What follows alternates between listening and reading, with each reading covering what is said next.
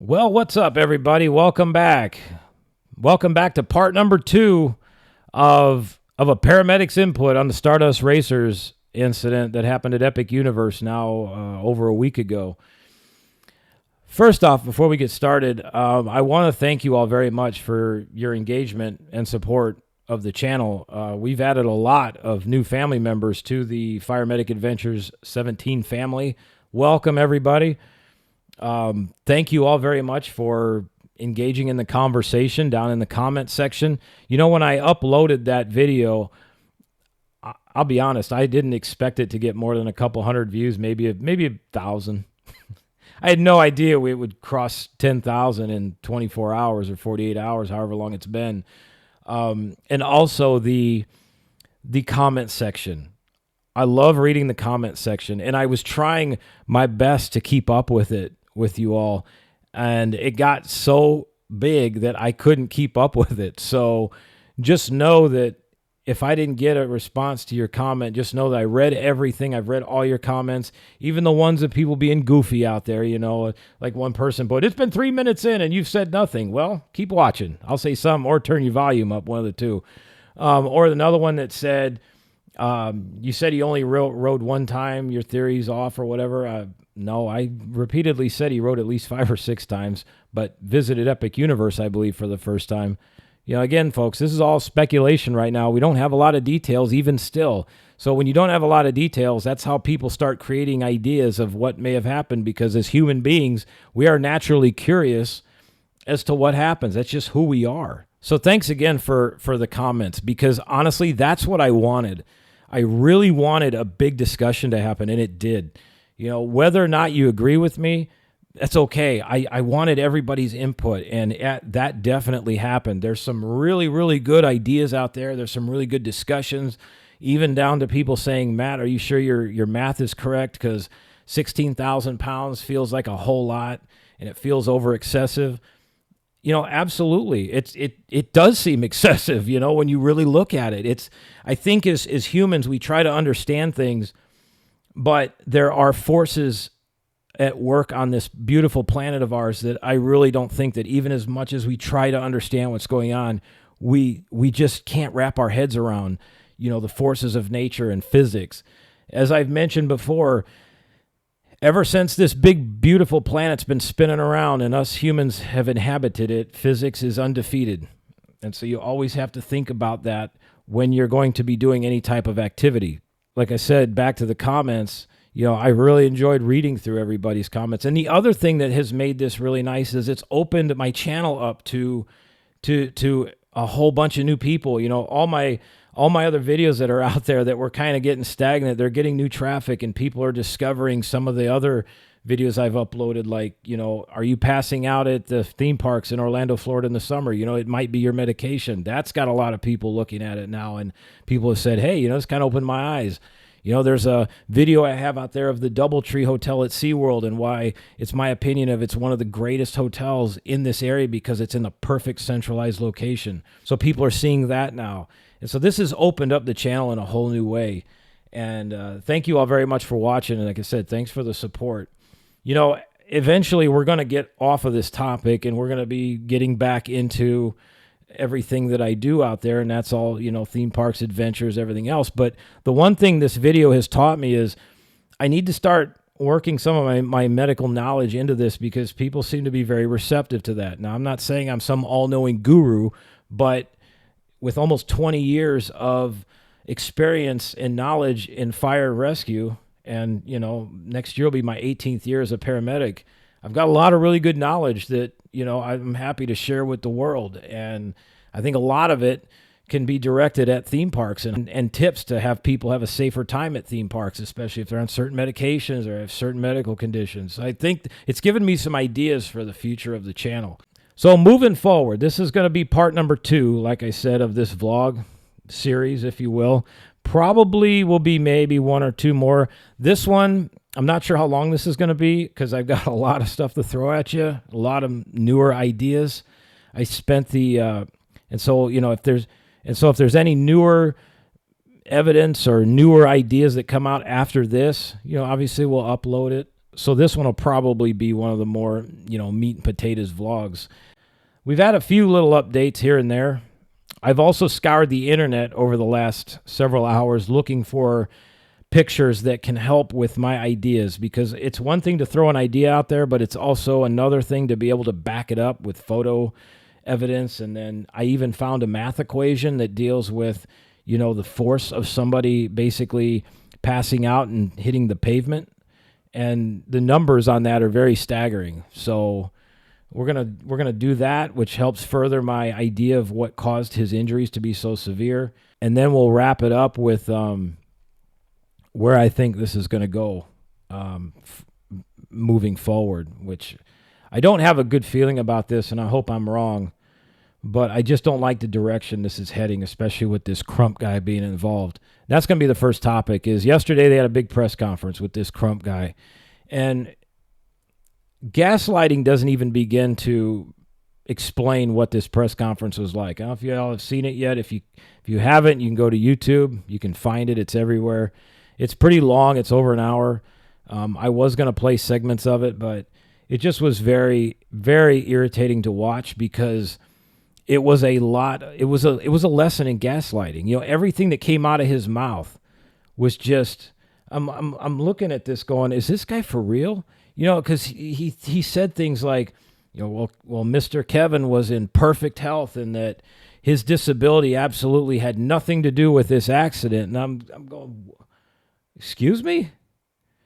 So the direction he's going is he's trying to say that it's the ride's fault, because then he started going after Universal, saying they said that the ride operated correctly and that there was nothing wrong. And, well, if that's the case, then how did this happen? Well, Mr. Crump, I hate to tell you, but as I just opened up with, physics are a real thing on this planet, and physics can operate in ways that we can't even begin to wrap our heads around. And if somebody has medical conditions that change that around a little bit, and it changes how a harness sets against somebody, things can absolutely happen. And the ride can function as it's normally supposed to, but sometimes a person, I hate to say it, but a person just should not be on this ride like that. It's so dangerous. And I know he rode multiple times. That's the claim. He rode at least, so what I'm understanding now, he rode at least 6 times. And the 6th time is when this happened.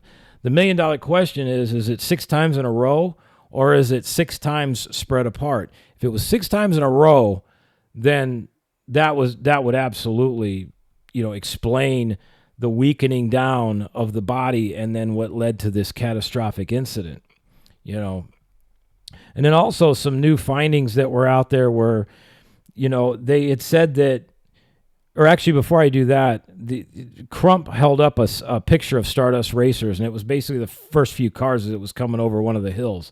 I've got some pictures of it myself, so I'm going to show you a little bit. And he said that he was riding in the front car, or he said front seats, I'm sorry. Now, if he's in that very front seat, that could help explain a lot, because there's a lot of room to travel between the headrest and that bar that goes across the front of the car. And my guess would be, if he lost consciousness, that's likely what he kept striking his head against, would be that bar. My other theory is that he was riding in one of the cars behind the front row, because they haven't said yet up until at least yesterday where he was riding. And then I thought that maybe his head was smacking against the back of the seat, because that could be a possibility as well. It hit the back of the seat of the car in front of him. But it looks to be that he was riding in the very front row. And then he kept saying, well, how could this happen? How could this happen? And that this man loves, theme parks, and that, his disability has nothing to do with it. And it was hard to listen to, because they're wanting to place the blame solely on Universal. And they were giving the same corporate speak of, well, we're going to allow Universal to be transparent. We're going to work with Universal, and we're going to assemble some of the best experts around to try to get this figured out. What I don't want to happen is this thing to go all one-sided, that it gets emotional and everybody starts, going to the side of this tragedy here. And then next thing you know, Universal's left out to dry. And regardless of all the evidence, then Universal pays out millions upon millions upon millions of dollars, and then either Stardust Racers closes down forever, or it gets modified so much that basically you're going to have to be 100% perfect health to ride, and that's going to be along with every other extreme ride. We'll talk about that at the very end. So I don't like the direction this is going. I really don't, especially with this guy involved, because he also got involved with that tragic accident of that kid that fell out of the drop tower ride. And as you know, over the course of 2.5 years, they ended up tearing that ride down because he made the comment of, this ride can never reopen again. And he said something very similar to that yesterday. And he was saying this can never reopen again without knowing what happened. But it was not saying that they would tear Stardust Racers down, which I think they can't do that. But he was using the same verbiage as he did in that other press conference with the drop tower. And so the way I see this needs to go is we got to figure this thing out. We got to make necessary changes so it doesn't happen again. And then Stardust Racers needs to reopen. But also people need to understand something. There are warning signs everywhere. You cannot miss them. And they even have QR codes and all that for the sign in different languages and everything. It is solely on a person's shoulders to decide whether or not they want to ride this. Nobody's at the front of the park or at the front of Stardust Racers, threatening anybody that if you go to Epic Universe and you ride all rides except Stardust Racers, well, God, we're going to beat you with bats or something like that. Like that doesn't happen. So everybody rides a ride on their own consciousness. They decide that they're going to go on the ride. And anytime you get on a ride, you assume a certain amount of risk. Folks, life is all about risk. It's part of our makeup. It's part of being on this planet. The other thing that frustrates me with listening to this, and like I said the other day, thoughts and prayers to this young man that lost his life. This is a truly horrible accident, and believe me, it's got the attention of not only all of Orlando, but basically the entire theme park community as well. All eyes are on Orlando, Florida, especially Universal. So obviously we want to figure out what happened, but the other thing that we got to understand from this is anytime we decide to do anything, we get in the car, go to work, go to our jobs, go ride roller coasters, go have fun, go on vacation, basically live life. Anytime we decide to do something like that, we are assuming a certain amount of risk. Life is not without risk. And yes, some things do happen. Heck, I've been injured in some house fires. I've had some things happen. I've had some things happen as a paramedic. Do I blame anybody else? No, it's part of the job. It's what I signed up for. Somebody the other day asked about the top here, what's up with the top of your head? And I'm happy to tell people, I got steam burned. When I was a rookie firefighter, I got into a hurry, ready to go, blazing ass into a house fire, ready to go slay the dragon, as you will. And as firemen, we have these Nomex hoods that you put your bunker coat on, you put your Nomex hood around your neck, and you get your SCBA on, and you pull your Nomex hood up, and then you put your helmet on.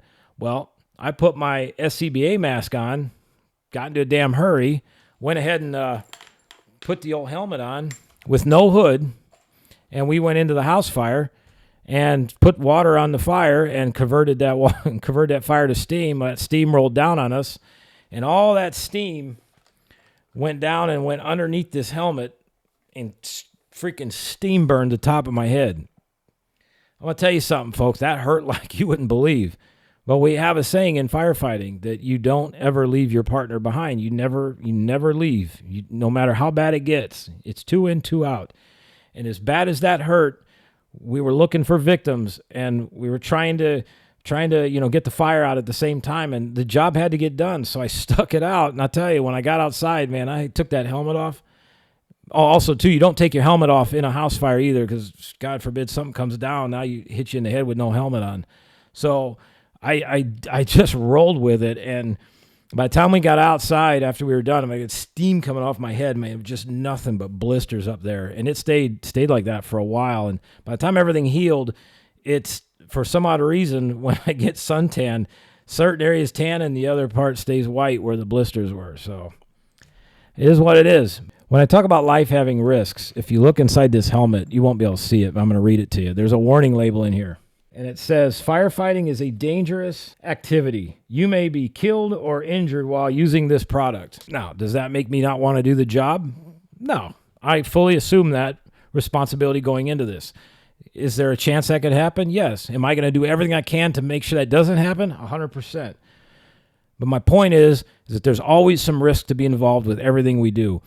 And that the idea now is that we're supposed to live life 100% free of any risk, and that if something goes bad, then by God, it's got to be somebody's fault. Somebody has to be to blame. We got to put the blame on somebody. And it never lies on the person that made the decision. It's always something else. And that's where I'm like, we got to get out of that mindset. That's it. We got to stop living like that. We got to understand that we all take on a certain element of risk every day. So moving forward, outside of that, I have some pictures and videos that I found to kind of prove what I was talking about yesterday. Because, remember me talking about what my theory is that this young man possibly had his femurs possibly break due to the lap bar sitting on the upper part of the femur, okay? And then if the femurs did break, then that would make him like jello. There would be nothing to hold his legs in. And that with every positive and negative G, it would keep causing him to go forward and back, forward and back, forward and back, thus repeatedly, especially being unresponsive, smashing his face against that bar on the front of the train. It makes sense. I have some things that lead me into that possibility of damage to the upper legs. And the first thing I'm going to show you is a video by, I think his name's Adrian from Theme Park Express. He did a video early on of Stardust Racers when this first opened. And that's when everybody was trying to figure out whether or not they could fit in the seats. And he actually makes himself fit. But it's interesting the comments he makes while he's doing it. I'm going to kind of break this down for you and show you kind of what I think might have been a similar situation of this, and could have aided in this young man's injury by using this as an example. All right, so here's a video right here. Beware of the crotch notch right here. It can catch you by surprise. So he talks about that little crotch notch. That's going to play a part in all of this as well, so keep that in mind. So what you want to do is you're going to initially pull down from the top, but then you're going to work your way to the sides, and I'll explain what I mean in a second. So you're going to pull down over here, but you can see where this rests on my belly. This is a definite no-go. So that's how it's supposed to sit, okay? With us fellas, we carry a lot of our weight in our stomachs, and that, it protrudes out. And so the more that happens, rides like this where it has to sit in a perfect location, that's not going to work. But if you watch what he does, he modifies himself to where things, to where that gets below his stomach, and then he gets it to work. And I want to show you what I'm talking about with why this is not necessarily a good idea. So what I have to do is I have to pull myself up and push down from the sides in order to get the green light. So now that you got the green light on, I want you to notice, if you see how his stomach is shoved way up there, right below or you get right above your stomach there, that's your diaphragm. So by him sitting like that, and then that lap bar sinking down, it's pushing everything up. So when guys get bigger, we get something called visceral fat, which is the rock solid fat. It's the stuff that's harder to get rid of. It's the stuff that wraps around the organs. It causes all the inflammation and causes a lot of different health problems. That is now pushing up against the upper abdominal cavity and pushing into the diaphragm. So very similar to what I did with Velocicoaster, you have to do that here. One thing I will note, because spoiler alert, we already wrote it, I got in the seat upstairs, and the seat upstairs is a lot more accommodating than this over here. So if you're like barely making it, try up there. I will say, by the time we were done with the ride, the bar went down so much more and my fat was all the way up here, and I was rather uncomfortable by the end of the ride. So just be aware that if you're a bigger person, if you can't take having your fat pushed up and forced into your gut for like maybe 30 or not 30, but maybe like 90 seconds in ride duration, because you crest that first hill, you're up and out of your seat and the restraint goes down even more. So it can be an uncomfortable ride. Just be aware of this one. This ride in particular is going to give people a hard time. So he kind of gave it away a little bit right there. He talked about the different forces he felt, by having that lap bar below his stomach, that it kept pushing upwards against his upper abdominal cavity. So the more he kept experiencing the positive and negative G-forces of those hills and everything, the more he kept getting readjusted in the seat. Thus, the lap bar kept getting down further, thus pushing his stomach up further into his upper abdominal cavity. And he did say that that felt very uncomfortable. The problem with this is all that force being put on your upper abdominal cavity, your diaphragm sits right in that area. Right above your diaphragm is in the middle is where your pericardium attaches to that, which is the protection around the heart. So if you have all of that pressure being pushed up into that area, and now you're experiencing the forces of a roller coaster, you could still have a horrible, horrible event happen medically just by the forces enacting on that area. So is that what caused this young man to go unresponsive? With that happening, did he slip further down into the seat, and then his stomach kept working its way up and putting pressure on the diaphragm, thus causing it to be harder to breathe, thus possibly making him pass out? Or was it the force of the G forces, pushing against his body on the launches? I looked up Stardust Racers G-force. 4.2 is the official number. 4.2 times 300 pounds roughly is 1,200 plus pounds of force being enacted on the body. So 1,200 pounds of force pushing back on you, and then you have that plus then racing up those hills. So now you have the positive G-force plus then the force of going up those hills, and then you have the switch from positive to negative G's as you come over, which if that bar slipped down further because of his unusual size, and then it really pinched his upper femurs like it did. Like I said, the one difference with the guy here on this video is he's able to walk and all that, so he doesn't have any atrophy below the waist. So if this guy, if Mr. Kevin Rodriguez Zavala here, like I mentioned the other day, if he has any atrophy going on and that bar adjusted itself because of the forces of the roller coaster, and it really pinched his femurs in that area, and then he went unresponsive, and then the back and the forth, and if that caused a breakage, then the force of that could absolutely cause the type of injuries that he had, because it appears that, like I said, he hit the front bar of the front car there. That's what they're thinking. And, of course, everybody keeps saying, well, how did it happen? Well, that's my theory. And this guy from this Theme Park Express channel kind of explains it all and how uncomfortable it is to be a larger person and to try to ride that. From what I understand, too, is I make a correction from yesterday. Again, it was just spitballing and throwing ideas out, and I don't believe the larger seats were installed yet. I'm finding that out. I don't think that was done. I believe they have them on site. They just never put them in. So there's an example of what may have also led to this. Now, I've got some other pictures, too, to show you of people riding this and also how that harness sits, okay, on people of various sizes. So we're going to start with this picture here, put it up there. This is a young man and his father getting ready to ride Stardust Racers. You can see where that lap bar sits, okay? Notice how it sits right there, kind of on the upper thigh, just like I said it does, all right? And see where that little crotch notch thing is?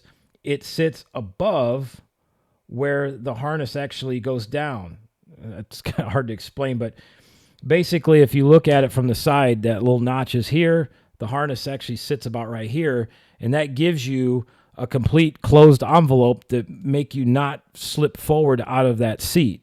The bigger a person is and the higher that lap bar would come up, which would mean more gap between the crotch notch and the bottom of the lap bar, thus possibly aiding in somebody potentially slipping through there, or, like I said, being adjusted in the seat and moving forward and then having that bar clamp down even harder. So that's a proper way of that being in there. Now, the other thing I found, which I thought was really interesting, I found a couple pictures, and again, we'll throw them up here. The first one is of the front cars of Stardust Racers, and it's coming over one of the hills. And what I find interesting is I want you to look at where these lap bars are situated. This first picture here, you can notice the front car. You got this guy and this girl. Look where the harness sits. That little crotch notch kind of pokes up above where the bottom of the harness is, okay?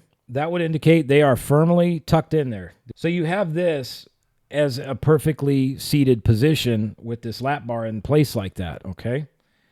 Now we're going to go to the next one. This is the same car, almost the same hill, same location on the hill, but I want you to notice the difference on this young lady on the right here. Look at the gap between the little crotch notch and where the bottom of the lap bar is. There's a lot bigger gap there than on the other picture, okay? And if that's how this was sitting with Mr. Kevin riding this, and he was, and again, you got to assume very minimal leg strength, if he got shifted around and then that bar came down super tight, which, like I said, there's more room to move around now because that's not seated 100% down like it's supposed to be. Even though it's enough to get the green light on, it's still not firmly seated. You've got a lot of extra room in there to move around. Therefore, positive, negative G-forces could pull you up out of the seat, shove that bar down even more, and then if a person goes unresponsive and you get pulled out of that seat, and then you have, like I said, some possible bone breakage happen, you're going to be like a giant hinge slapping the front of that car going up and around these hills and all these different elements this ride has. So the more gap you have between that crotch notch and the bottom of that harness, the more you have the potential to move around during these extreme elements. And then here's another picture. Here's a third picture back again of some riders riding, same front seat, almost the same element on the ride. That harness, notice, is seated down below the crotch notch. Those folks aren't going anywhere. The only thing that would happen there if it was a complete and utter catastrophic failure of the harness. That's the only way something would happen. The way the mechanism that sits on the lap is it prevents the body from coming out. Again, it's physics.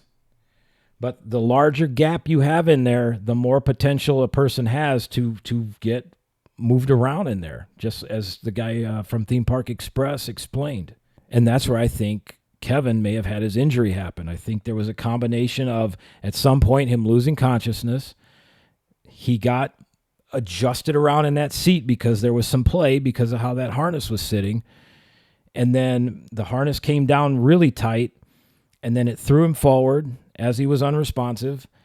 Could have had some bone breakage in there because, again, as that sits, if you move forward, you got to think, if you get slid upwards a little bit and that thing locks down tight, now I'm going to use my arm as a femur again. So now you have your pelvis, your hip socket, your femur in the socket, femur bone, and then the femur neck right here.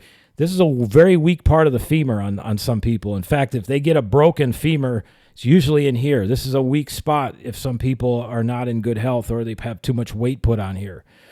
So that harness could have easily slipped down and put a ton of pressure right there on the neck of the femur right below the ball, which could have snapped it on both sides, which would then, like I said, you have nothing at that point holding you. Thus, the injury could happen. So when you look at that in these pictures, it kind of helps it make sense of why I formulated what I did. And then the last thing here is I've got a math formula, because I know that's been the other big discussion is, Matt, are you sure your math is right? Those numbers seem astronomical. Well, when you break it down, it really isn't. Like I mentioned at the very beginning, is it's sometimes hard for us to wrap our minds around the forces that are at play on this planet. Perfect example, when I went to Swiftwater Rescue class, all right? Day one of the class, Chief of South Bend Fire Department he said, all right, fellas, I want you to give me your best idea of what Swiftwater means to you. And of course, we went around the room and everybody gave him their idea. He goes, I'm going to come to you again on Friday after all this is done, and I want to hear your response then. And everybody's response from Monday to Friday was vastly different. You learn through the course of that class that water, seeming innocent as it is, can absolutely screw you up as a human being. Water that is 2 to 3 inches deep, moving at 12 to 15 miles an hour, has enough force to move a car with it. Like, it's hard to even wrap your head around that. And then the other thing is injuries happen in swift water, not because of the person being in the water. It's when they get pinned against something. Because I can't remember the math equation for it, but Basically, it's similar to force equals mass times acceleration, but it has to do with when a person gets pinned up against an object in swift-moving water, you take the speed of the water, how much water there is, and it gives you a number. And usually what it comes out to be is the force of the water enacting on the human body in a swift water incident is usually upwards of multiple tons of pressure, which is why people get crushed so easily in swift-moving water when they hit something. It's instantaneous.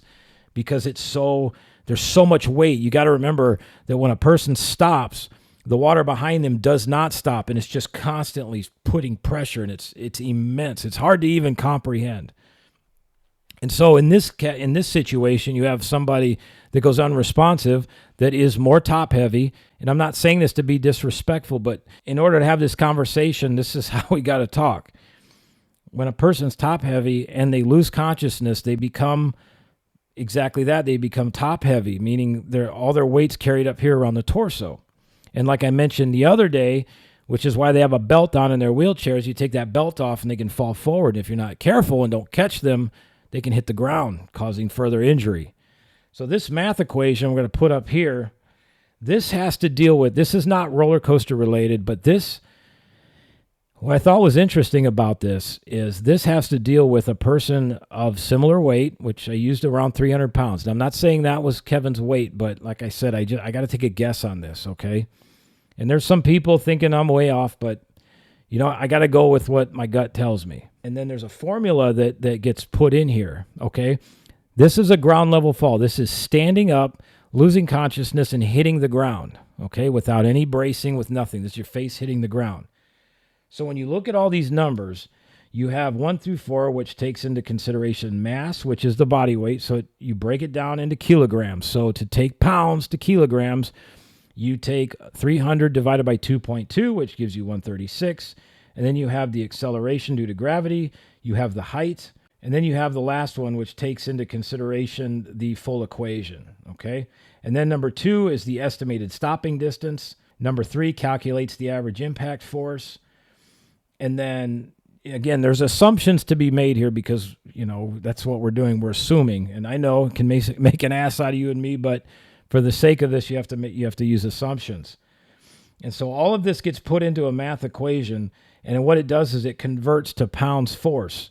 So a person falling unconscious straight forward at that weight, hitting their head on the pavement, equals to 30,000 pounds of force.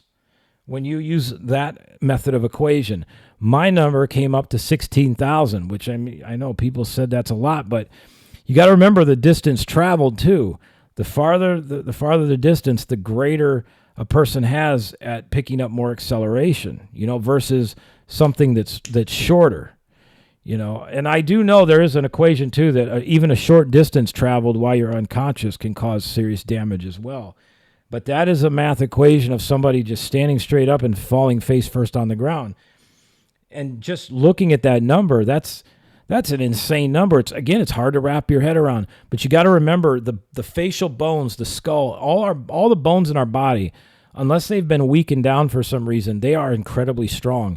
And that's one thing they taught us to look for in trauma class. When I was going through all my trauma stuff, is especially the face. You have the bones around here, they call those Lefort bones. There's a condition called a Lefort 4, which is a complete failure of all the bones, around here. And they said, and even the orbital bones. They're like, if you see basically the face completely caved in, that took an immense amount of pressure, and that this incident was a very high-speed incident that caused this. And then the impact was also high speed. So these rides are incredibly safe. What makes them unsafe is when us as individuals start looking to ride these rides and we have serious medical problems. And the fact that they're trying to absolve the individual of all responsibility and that this solely relies on Universal and the ride, I have a complete problem with that, because that's just not true. They're just gaslighting people. And as I keep saying, my thoughts or prayers are with Kevin, and his family. This is not an easy time at all, but we also have to be realistic in this situation too. We have to look at this from all angles. You just can't go pointing fingers and go, it's their fault, case closed. We're done. And I think what really frustrates me is just the fact that Crump was up there saying that his disability had absolutely nothing to do with this, and he was perfectly healthy, and on and on and on. And I'm like, you're just lying to people at this point, and all that's going to do is just further create more aggravation. And so my last point before we wrap this up, where does all this lead? Well, what my worry is with all of this, especially the attention it's getting now, is because these theme parks aren't going to want to take any more chances with having anything like this happen again, because again, this is where we're at now as a society. Everything is expected to be 100% perfect. Nothing can ever go wrong, and therefore everybody is excused of any risk. And you can't have that. And so if that's the case, then basically we're going to have theme parks full of like antique auto rides. Well, even those are dangerous because, moving at 5 miles an hour could be really bad. We're basically going to have theme parks full of just walking paths. Nope, can't do that. Somebody might trip. We'll just do nothing. We'll just sit at home. Do you see where this goes, folks? Like, I don't want this to happen. And what I really don't want is these parks to get so scared of an event like this ever happening again that what they end up doing is removing all possibilities for anybody that either might be in the plus size category or be in the handicap category, that they're going to just say, you folks, I'm sorry, but you can never ride this again. You have to be this size, these dimensions, that's it, no questions asked. If you don't meet these dimensions and this size, I'm sorry, but you're just not riding. And I don't want that to happen either, because that sure as hell isn't going to fix this. There's a combination of what we need to do is take a look at the ride, take a look at what happened, and take a look at personal accountability. Because the other thing I'm going to say one more time is, from what I understand, is team members are not supposed to touch a guest if they, when it comes to getting on these rides. The guest has to transfer. In fact, on the warning sign for Stardust Racers, it says it clearly. There's some speculation of the girlfriend, apparently she works at Universal as a team member, and the question is whether or not did she convince the ride operators to say, hey, just let them ride. I work for Universal. It's okay. If that's the case, then this that's going to take on a whole new spin. Or did she help him herself?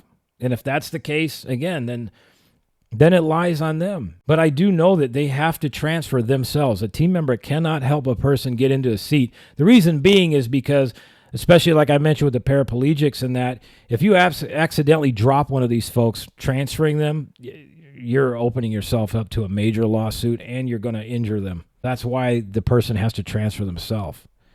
So that's the other $1 million question. And the other thing that I find very suspicious is that she did not, and it's to my knowledge, even to this current day, still has not given an incident statement. When you don't go given an incident statement, then it's like, well, what are you hiding? The idea is you want to be as truthful and as forward as you can be to give everybody the most knowledge, and so we can get to the bottom of this. The fact that there's been no incident statement from her is really suspicious. And as I said in the other video, if somebody finds out or knows that she did give one, please throw in a correction down there in the comments. Like I said, I'm up for all kinds of comments, positive or negative. I really don't care. Just looking for some engagement on this. But as my knowledge, she hasn't given a statement yet. I just don't want to see this go in a direction where it strictly limits 60% of the population from being able to ride these fun and extreme rides. I will say Universal and SeaWorld, having worked at both parks, the technology they have in place to allow a person with disabilities to ride is pretty incredible. And this also goes to the advancement of the ride manufacturers, as well as how they're advancing the seats and how they're advancing the safety harnesses and the safety systems. Velocicoaster has a perfect example of that. Somebody that has a severe disability can ride Velocicoaster safely. It takes them a while to get them situated, but they can do it. But the question needs to be asked, though, moving forward, is the whole paraplegic thing. And when you have a lap bar that sits like that, what do you do, and how do you keep this person safe? We'll see you again at some point, folks, for another update. It might be a little bit because it seems like now we're just going to be a lot of litigation. But if anything comes up, I'll be sure to let you know. And Mr. Jared from Capture the Magic, I appreciate the nod. I saw you comment in the string of comments. I appreciate it. And to everybody else, too, thank you all very much for everything. I'm going to do my best to get to you as I get through that. Can't promise I'll get to all of them, but thank you all very much for that. I really appreciate it. Maybe one day we'll sit down and we'll go through the comments. We'll just have a comments vlog. We'll just go through it. All right, folks. Have a good weekend coming up. Y'all stay safe, and I'll see you again soon. See ya.